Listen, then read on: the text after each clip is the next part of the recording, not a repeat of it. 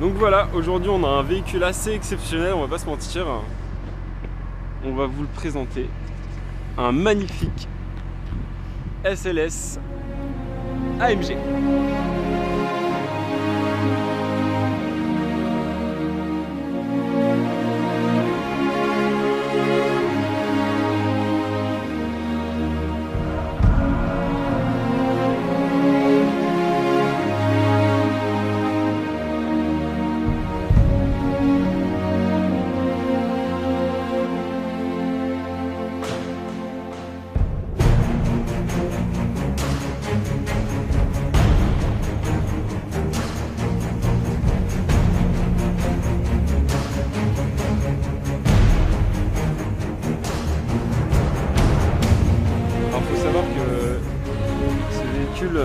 C'est un véhicule qui est en référence à la 300 SL avec ses porte-papillons comme vous voyez derrière moi.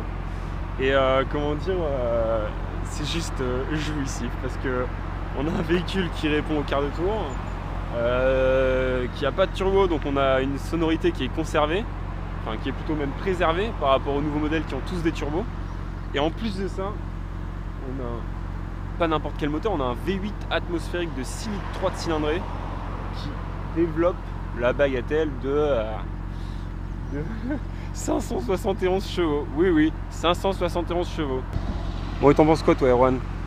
Je pense que c'est un bon dimanche matin. Ouais, clairement. Regardez-moi ça. Avec ses ailes papillons. Le petit béquet qui est sorti derrière. Enfin, c'est même plus un béquet, là c'est un aileron. Les doubles sorties comme ça à l'arrière.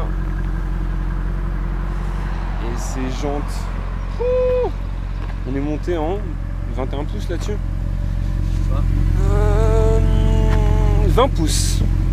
20 pouces. Je crois que c'est 20 à l'arrière et 19 à l'avant. Ouais, c'est ça. Tout à fait. Les petites ailettes qui rappellent le 300 SL et surtout la SLR. Parce qu'il y a eu un code qui a été repris de la SLR. Et ce nez.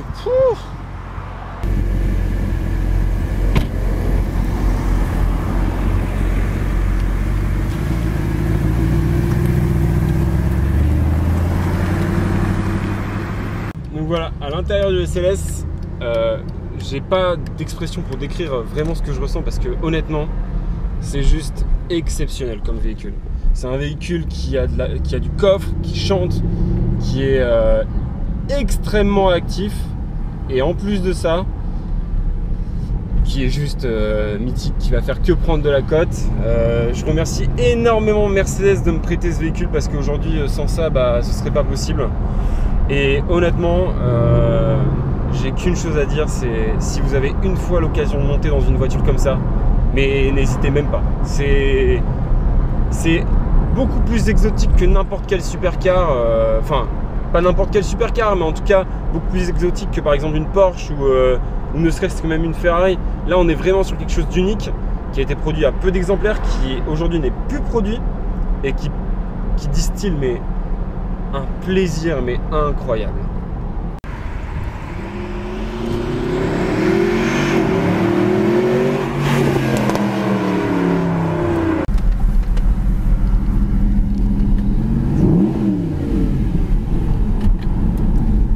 Comment dire qu'on a un véhicule ici qui est totalement atypique. C'est juste un kiff total.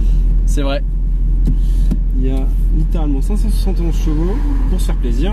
Enfin, en ville on va pas se mentir, on peut pas les exploiter. On essaye de les exploiter mais c'est pas facile.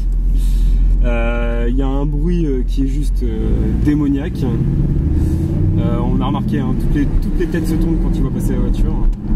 Et alors, surtout quand elle est à l'arrêt, quand on a les portes papillons ouvertes. Voilà. Ah, les portes papillons, ça rajoute vraiment une présence incroyable. Ça attire l'œil.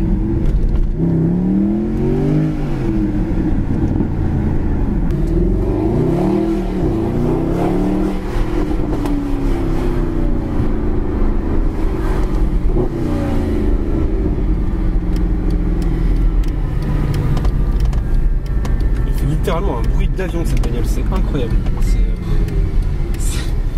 C'est d'une puissance, c'est incroyable.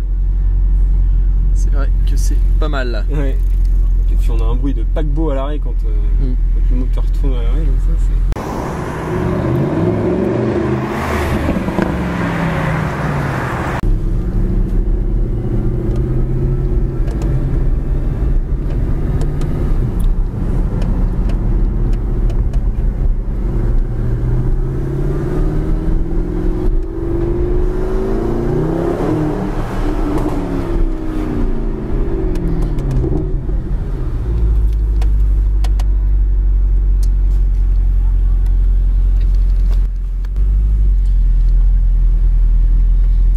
Attention, c'est qu'on sent vraiment que sur chaque accélération très forte, les pneus partent. Là pourtant on est en mode confort et les pneus lâchent à chaque fois quand on met un peu trop pied dedans, quoi. Donc c'est vraiment une voiture avec laquelle il faut faire très attention quand on roule.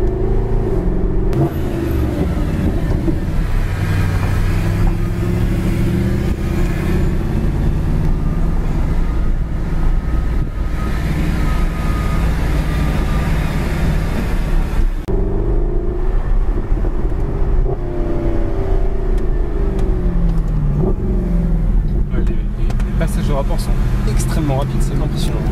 Pour une voiture qui a maintenant bientôt 5 ans, qui a 5 ans même, c'est incroyable la vitesse des passages de rapport. Je suis bluffé parce que franchement je m'attendais pas du tout à ce que ce soit aussi rapide.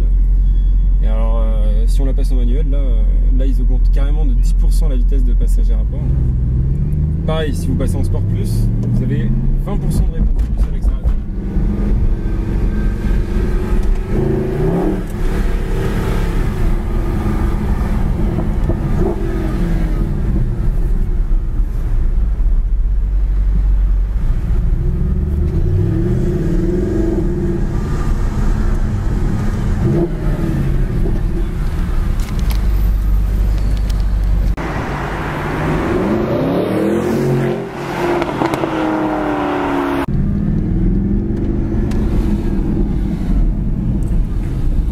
Avec la voiture aussi, c'est que la puissance, même si elle est énorme, elle est super progressive.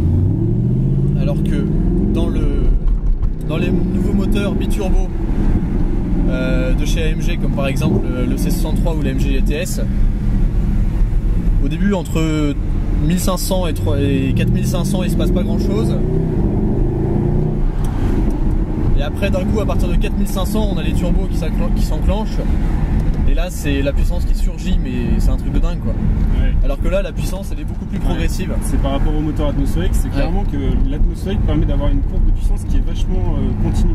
On a un moteur qui est beaucoup plus linéaire qu'un moteur turbo qui va exploser comme disait Erwan à 4500 km.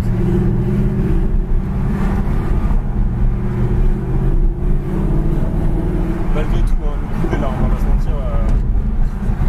Vous pouvez reprendre en 6ème, il n'y a pas de problème, mais le moteur il part. Mais c'est beaucoup plus linéaire, comme disait Erwan tout à fait.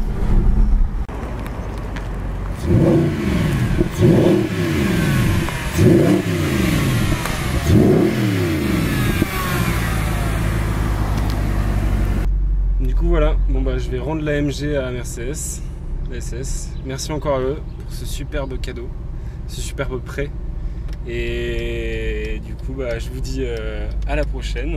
Et puis bah si vous le souhaitez, vous pouvez toujours laisser un petit pouce bleu pour dire si vous avez aimé la vidéo. Et puis si vous en voulez d'autres, bah abonnez-vous à la chaîne. Et puis on va faire ça ensemble tranquillement. Je vais essayer de faire le plus de voitures exceptionnelles possible pour vous. Voilà, salut à tous.